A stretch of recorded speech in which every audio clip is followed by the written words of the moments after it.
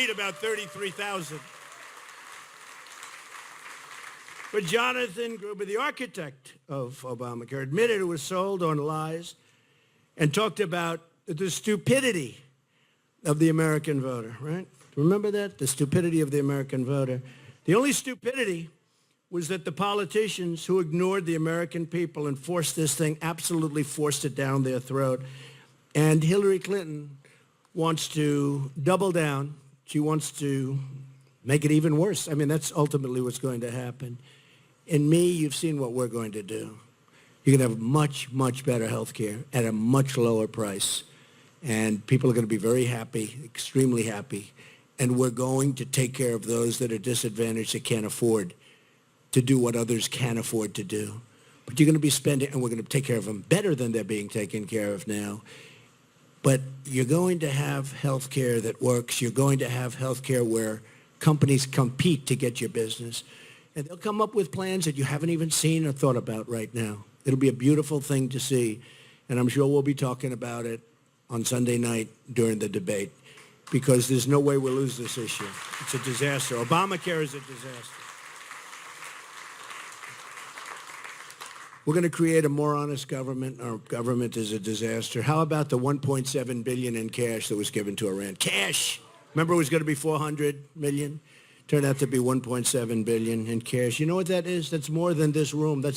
You would put it probably in hundreds, although it was all different currencies from different nationalities. Maybe they didn't want American dollars. They said, anybody so stupid to make a deal like this, we don't want their money. But can you imagine this? These people, they never saw anything like it. And by the way, that's not going to fight terror. They have plenty of money that they're using to fight. That's going to their Swiss bank accounts, okay? Just in case you had any questions, all right? Anyway, we gave it to them, and boy, did we give it to them. So I want to let you know that we are going to be a country that's going to be run properly. And I'm going to be, by the time this finishes, I'll be in for tremendous amounts of money that I fund myself. We also have a lot of wonderful people in terms of small donations, and that's coming in fantastically. And we have some people that just feel very good about our country under proper leadership. But we're spending a lot of money, and we're doing it ourselves, and we're very proud of it. We're going to be very proud of our country. And when people call up to ask for certain favors that are bad for the country but good for them, the nice part, I don't even have to take their phone call. I don't need them. I don't have to take their phone call. Before we go any further, I want to send our thoughts, our hearts are with all of the people and prayers to the millions in the path of what's now known as Hurricane Matthew. It looks like it's a big one, and it's going to be a bad one, it looks like. Hopefully it takes that right turn, but it looks like it's going in the opposite direction. Not good. This is one of the strongest storms to hit in many decades, and our neighbors in Florida, Georgia, and the Carolinas are in a direct path, it seems. Southeast Florida has taken the brunt. We have a lot of friends in Florida, a lot of buildings, a lot of investments in Florida, a lot of great employees in Florida. Southeast Florida has taken the brunt of the storm.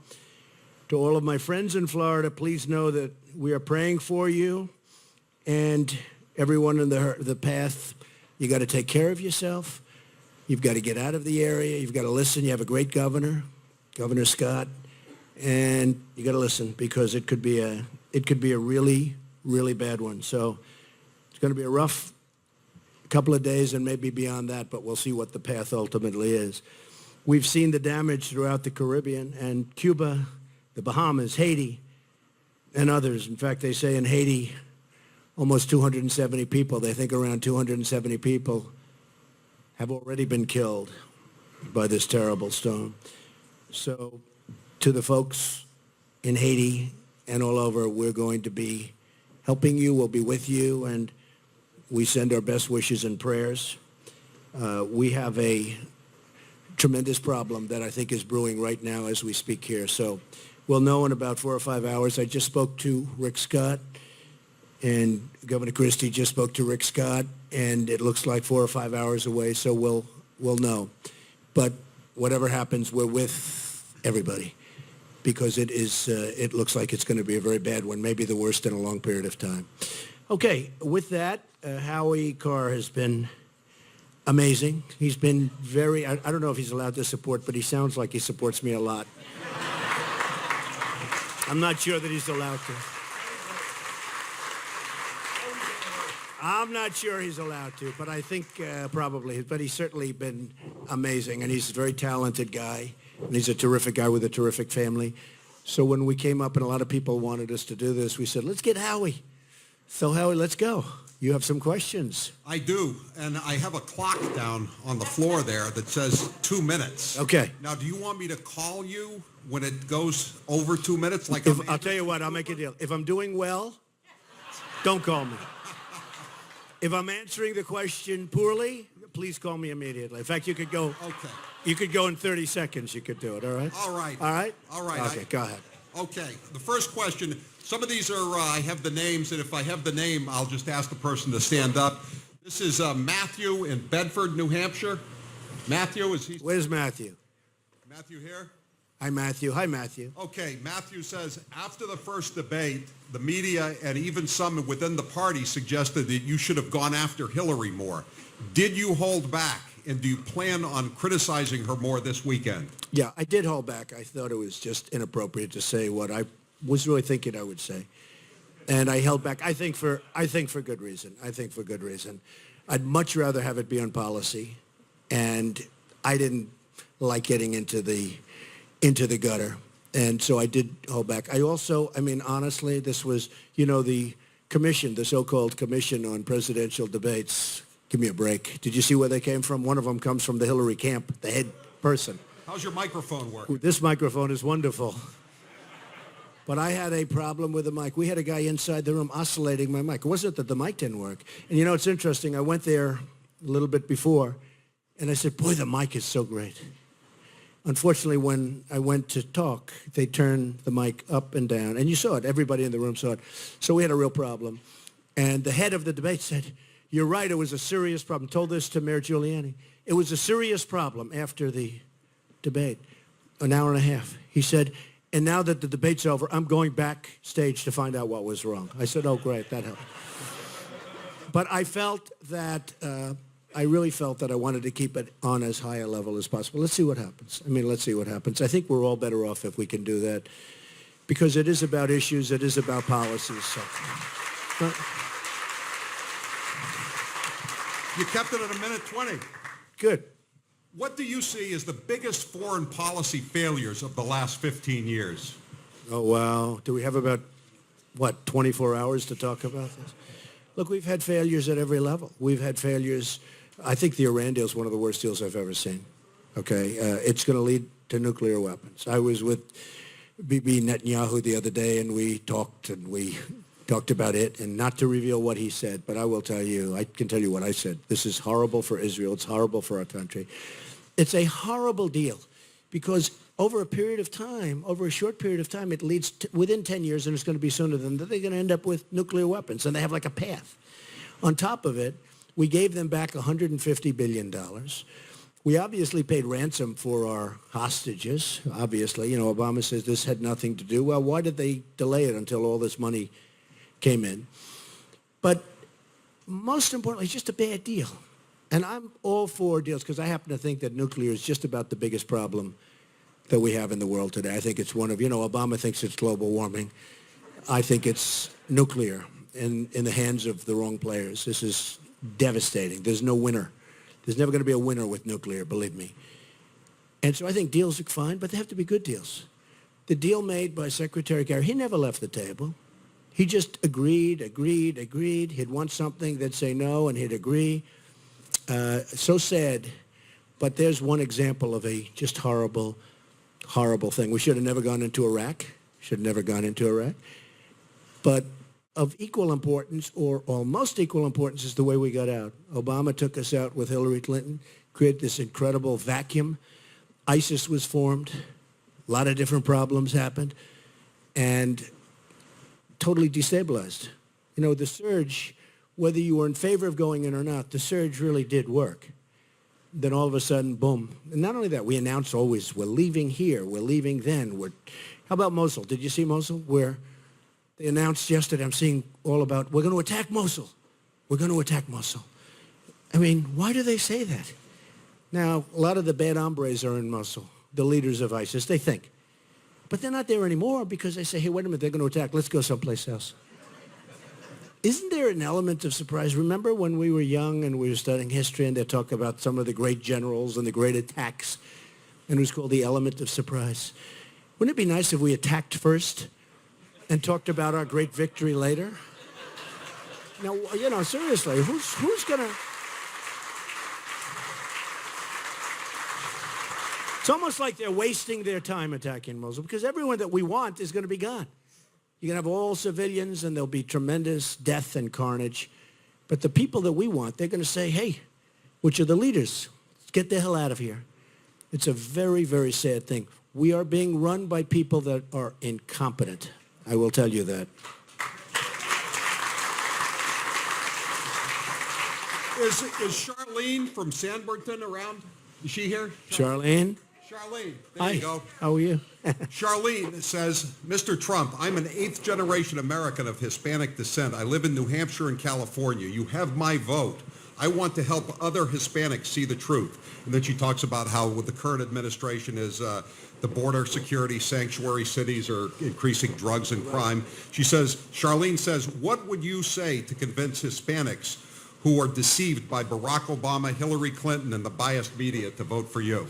Well, first of all, thank you very much, and I appreciate it. Interestingly, I was listening the other day. There was a gentleman who owns a big radio station, Hispanic, mostly all Hispanic callers, and he was arguing with one of the hosts. He said, no, you don't understand. The people that are calling in, Hispanics, they love Trump. They're all for Trump. And he said, I was even surprised, but now I'm for Trump also. You know, I mean, this is happening more and more. I just got back from Las Vegas where we gave we had a tremendous crowd of people. A lot of Hispanics, Latinos, they like to be called in that area. You know that, right? Hispanics and Latinos. But we had tremendous response and just tremendous, it was an outpouring of love. Amazing. And you know, people that are here legally, they don't want people coming across the border illegally, taking their jobs, taking their homes, taking whatever they want to take. And we want people to come in now. I want people to come into our country so bad, but they have to come in legally. You know, we have a country and we have laws. We have a border. And if you don't have a border, you don't have a country. But I think the biggest surprise, two big surprises. We're going to do great with African Americans. You look at what's happening with the inner cities. It's a disgrace. And the Democrats have been running them for up to 100 years unbroken. And the African Americans, believe me, I think we're doing, and you see how the numbers are changing. One thing, they don't have a lot of confidence in Hillary Clinton. She's lied to them for years. She doesn't produce. She just doesn't produce. But I think we're going to do great with the African Americans. You look at the poverty in the inner cities. You look at the crime in the inner cities. You look at the education, and there's no jobs. And we're going to do fantastic with the Hispanics. I believe that. Doing well. Doing well. We're keeping it down, right? Yeah. Karen Whitaker from Sandown, here in Sandown. Karen. Hi, Karen. Oh, thank you. Thank you. I like this audience. I like this audience. How do you define the income range for middle class? It cannot be based on where you live because the U.S. tax codes do not discriminate based on geography. Well, look, the way I look at it, the middle class has been forgotten in this country. Taxes are too high.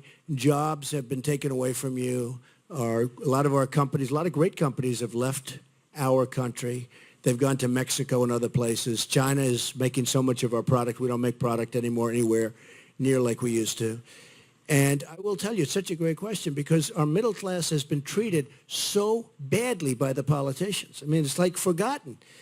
And we're lowering taxes, as you know, way down for the middle class. We're changing the tax structure completely. We had 7 brackets. Now we have 3.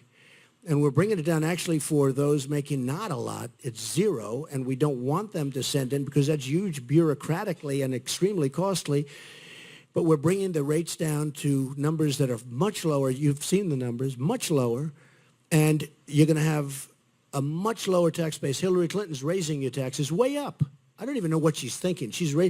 We're already the highest tax nation in the world, just about. They can maybe find, every once in a while, they'll fact check me. Well, no, there's a nation that you never heard of. We're at slightly higher. We are just about of the industrialized nations. We're the highest taxpayers in the world. We're the highest tax nation in the world. Our business taxes are going to be brought from 35% to 15%. We're cutting regulations, which are absolute. We want regulation for environmental. We want regulation for safety.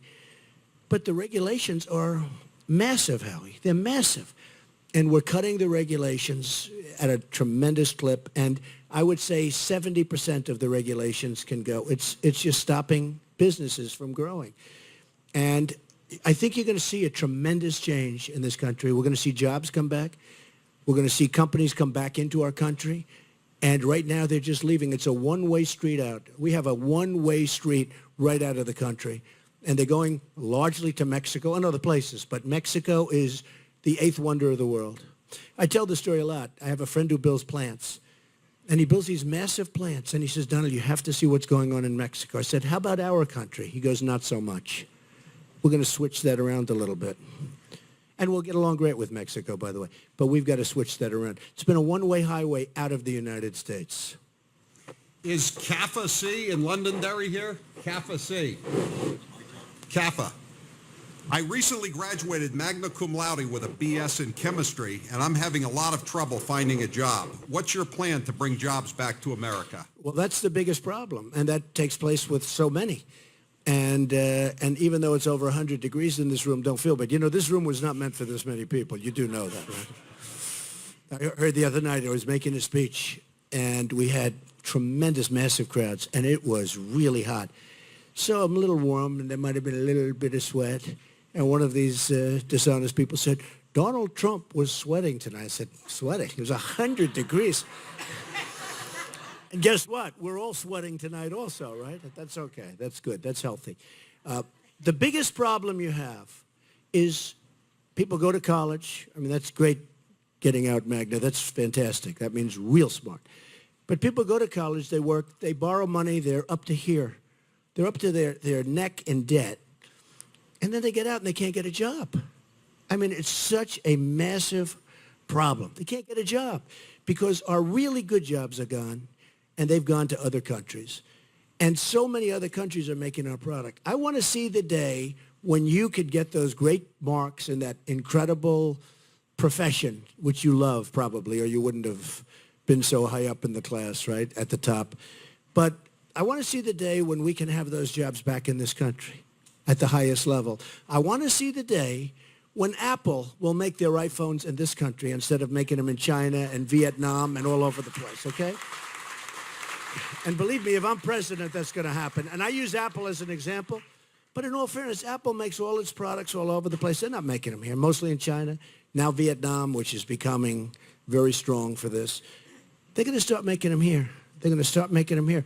We have the people. We have the most unbelievable people. If I learned one thing in going around, because we started on June 16th of last year, and I've gotten to know the people, and we have by far the biggest rallies that people have seen, far bigger than Bernie, and he was second, but far bigger. Now Bernie's aren't so big, by the way. They're very small.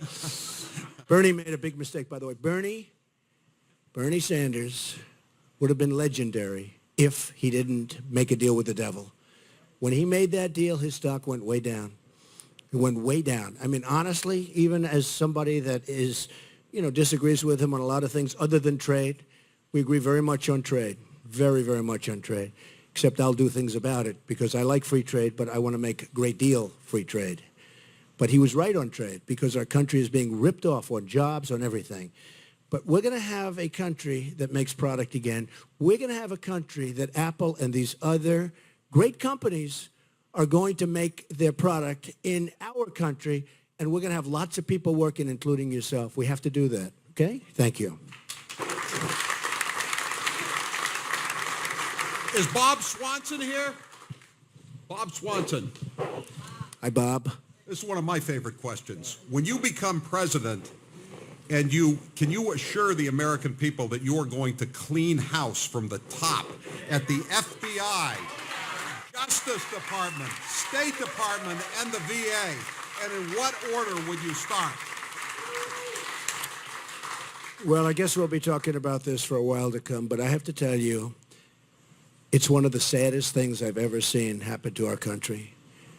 What's happened with Hillary Clinton, where you send emails, where they send a subpoena, and they want all of your emails. I mean, if you're in private business and you do what she did, it's called the who's go, okay?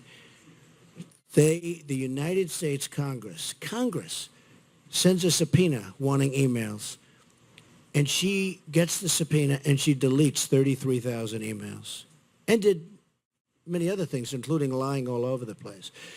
And you see people who have suffered greatly, including General Petraeus, for doing a tiny fraction of what she did. That's only because, well, we can't stay here all night and talk about it.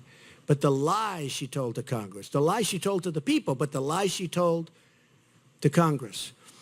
And then you see an FBI give her a no tape, no anything, no swearing in. I believe they said no swearing. You don't have to even swear in. And they questioned her on the 4th of July. And then they released their finding on Labor Day, right before Labor Day, when everyone's gone. They're gone here, they're gone there. I think what's happened with respect to, because I have such respect for the people in the FBI, and I have such incredible respect for the FBI, what's happened to the FBI and to the Justice Department at the highest level, honestly, I think it's one of the saddest things I've ever seen in this country.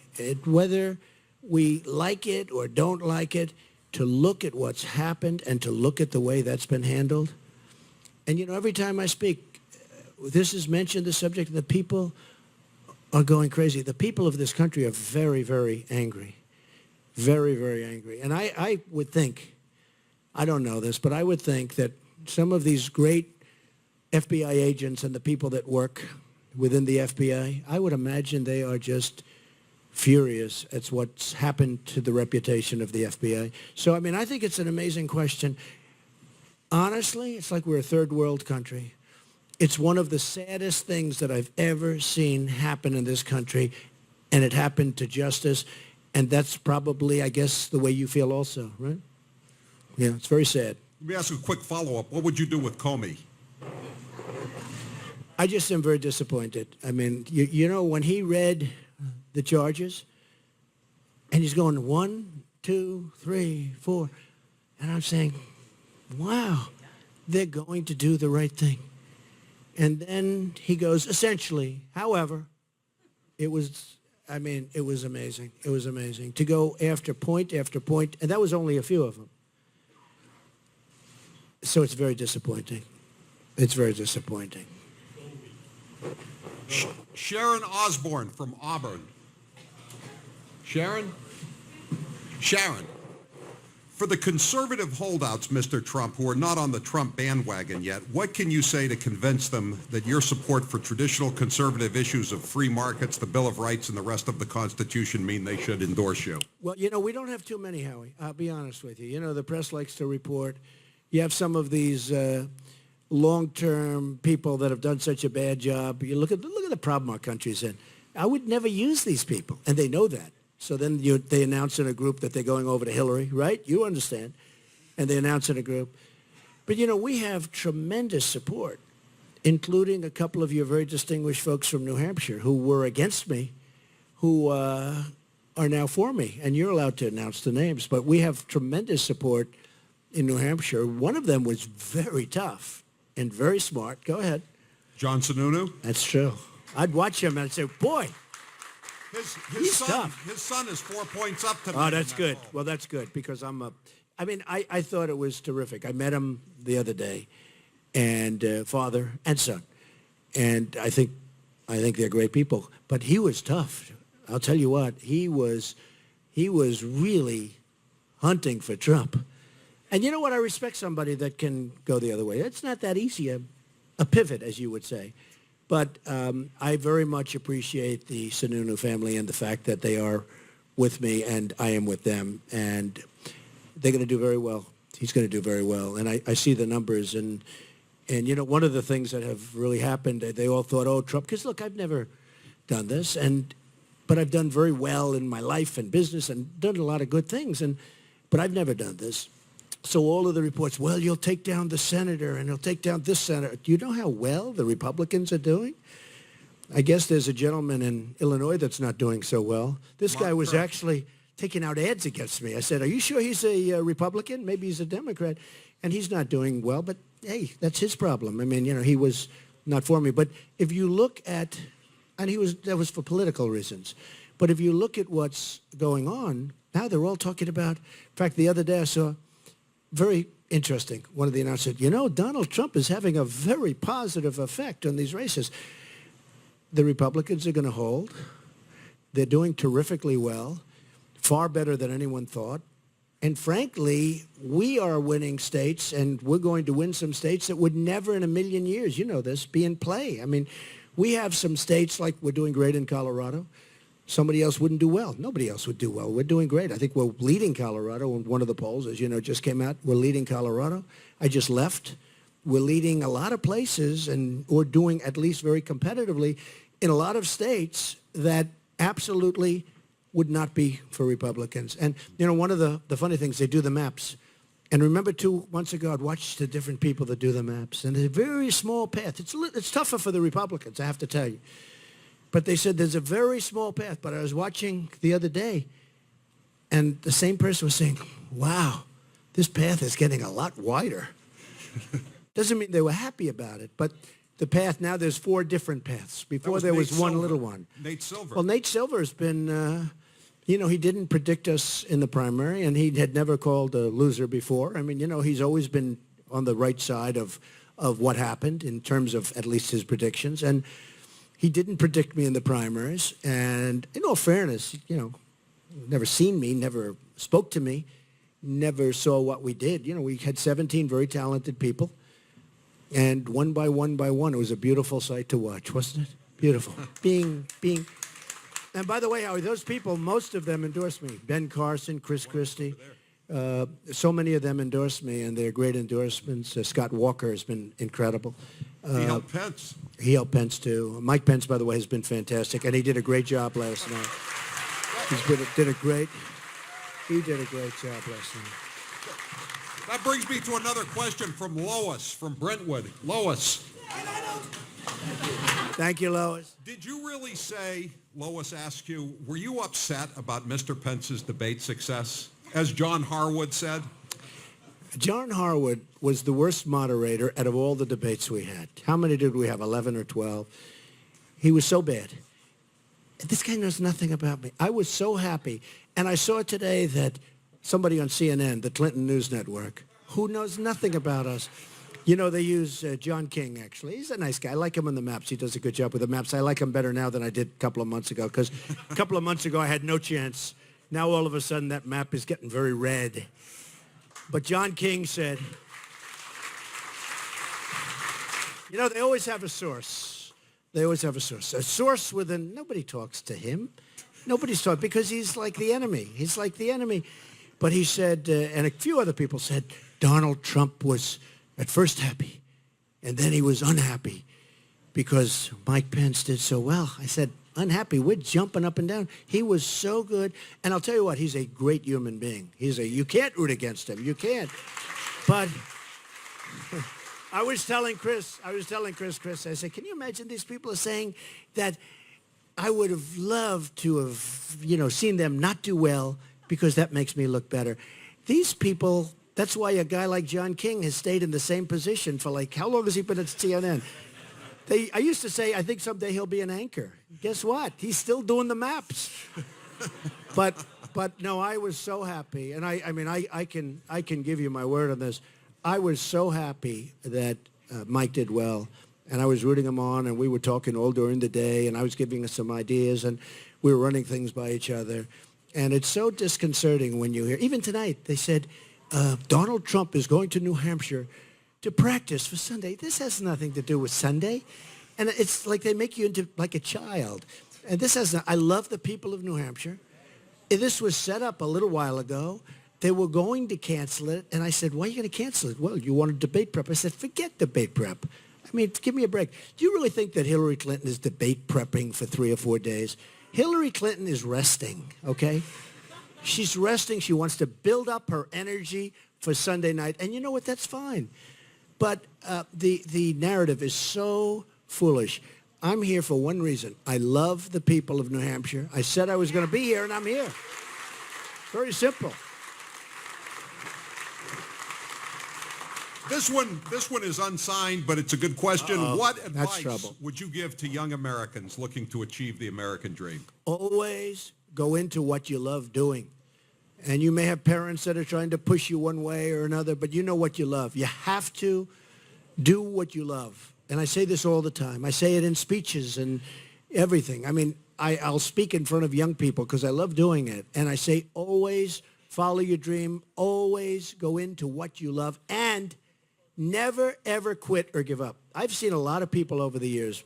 Big people, not so big. Usually it's not so big because if they quit, they're not going to get so big. But the most successful people I've ever met are the people that never quit. They never give up. They just don't take no for an answer. So do something that you really love doing because then it's not work. And never, ever quit or give up. All right, do one or two more. Okay. Thank you. I think you've dealt with this one before. It's from Al Baldessaro over there. Hello, Al. Al, Hey, Al. stand up, Al. Al wants to know what you're going to.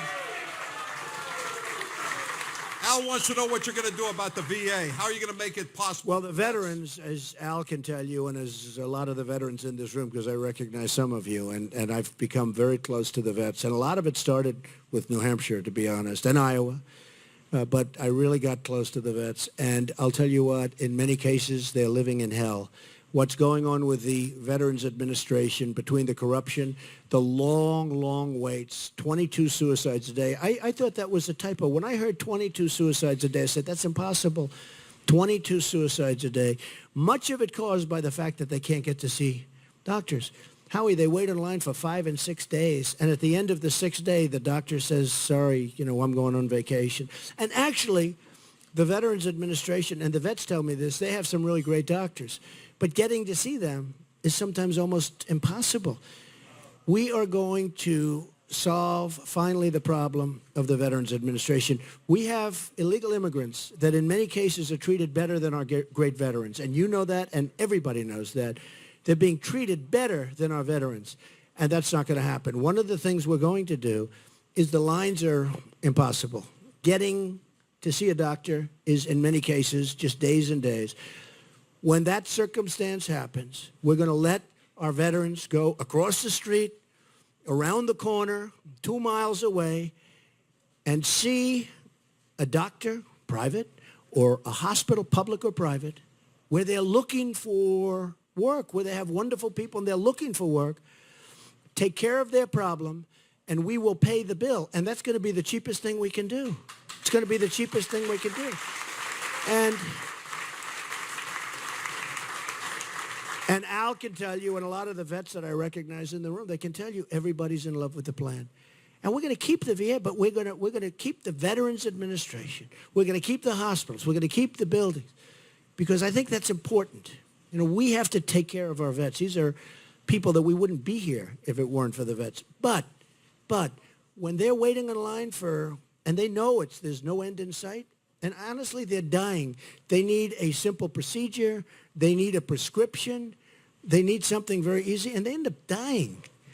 And it's a very sad thing. So they're going to be able to go across the street to a public-private hospital, to a doctor, and we're going to take care of our vets. For the first time, we're really going to take care of our vets, okay? Is Pete from Nashua here? Pete from Nashua. Pete from Nashua says Hillary Clinton wants to give Social Security and Medicare to illegal immigrants through citizenship. Won't this bankrupt the programs? Well, let me tell you, you've heard that, and most people didn't even believe it, but that's true. And, she's open border. She wants people to just flow through. Look, when the Border Patrol agents, 16,500, and when ICE, when they come out, and they've never endorsed a presidential candidate before, but these are great people that want to do their jobs. It's much harder for them to do their jobs than to just stand back. Right now, it's stand back, let them in. It's much, and catch and release, which is a disaster. But when they want to do their jobs, and it's much more difficult, and they come out and endorse Trump, who's going to have them do their jobs? And we're going to build a wall, and we're going to stop things from coming in. Look, we're going to stop. And this was the pledge I made to New Hampshire, more than any other place, because this is where I really couldn't believe it.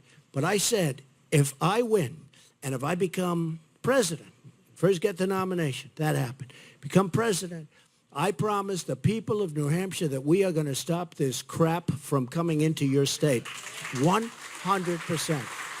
100%.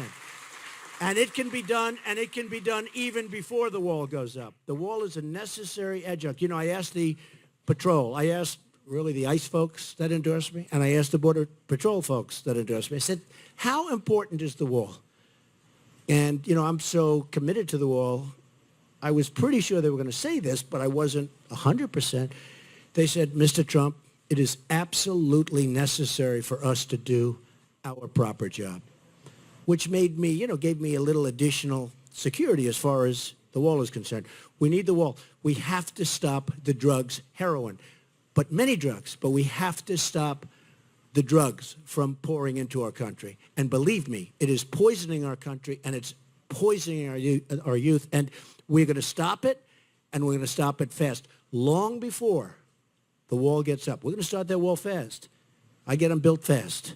But I'll tell you, long before, we're going to stop that poison from flowing into our country. Okay? One more. We'll do another question. I'm going to ask you the kind of question Hillary Clinton gets sometimes. I mean easy here, right? She gets easy ones. That's what I mean. You ever notice, by the way, did you see the difference? I'm getting boom, boom, boom with her. What would you do to fix the economy? And of course, that's actually a much tougher question than you would understand. But, and she doesn't have a clue, but you see the questions I was getting. Laura from Hampton, New Hampshire. Are you here? That's Laura. I thought you needed a fun question. Okay. Let's have a fun question. What is one of your earliest memories as a child, and why do you think it stands out? And then she says, go Donald. Thank you. Thank you. I think just the relationship I had with my parents. You know, my father built houses in Brooklyn and Queens and apartments, and he was a very good negotiator. I'd sit at his knee, and it wasn't that he taught me. He didn't really say, son, you have to learn. But he'd be on the telephone negotiating with a plumber or an electrician or a sheetrocker, and I would hear this, and I'd be playing with blocks at his knee on the floor, and I'd be listening, and it was always so vivid, and he was always negotiating. And you know what? That's what we need in this country, because people are running away with our country. You look at what's going on, whether it's the border, whether it's our depleted military. The greatest people on earth are military people, but they have old equipment. You saw the piece they did on many of the networks where they show fighter jets where they're 18 years old. They're so old that they don't make the parts anymore. These are fighter jets that our people are flying now. And they have to go into plane graveyards. They have to go into graveyards to get parts. And they have to go into museums to get parts because they don't make the parts anymore. No, we need a strong military. We need to protect our Second Amendment. We need to take care of our vets. We need borders. We need great education, getting rid of Common Core, so important. We need so many things. And by the way, one thing, and I know John Sununu and a lot of other people felt this was so important when they came out so strongly. United States Supreme Court. We lost a great justice, Justice Scalia, great justice. We need great justices who are going to uphold our Constitution. And if Hillary Clinton gets in, you're going to have a much different country. So many people feel that's so important. I personally feel it's one of the most important things, defense always being we have to defend our country. And we have to stop people coming in from parts of the world where they're looking to do us harm, believe me. And they're pouring in, and Hillary Clinton wants to have them come in at a rate of 550% more than President Obama. We are going to stop it. And you know the statement, we are going to make America great again, and it's going to happen quickly. So thank you very much, everybody. Thank you. I have more question for you, Donald. I'm going to let you read it, and remember where you are tonight as you answer this question. Oh, the World Series. Oh, look. Oh, of course it's Boston. Thank you, Donald Trump. Give Donald Trump a big hand.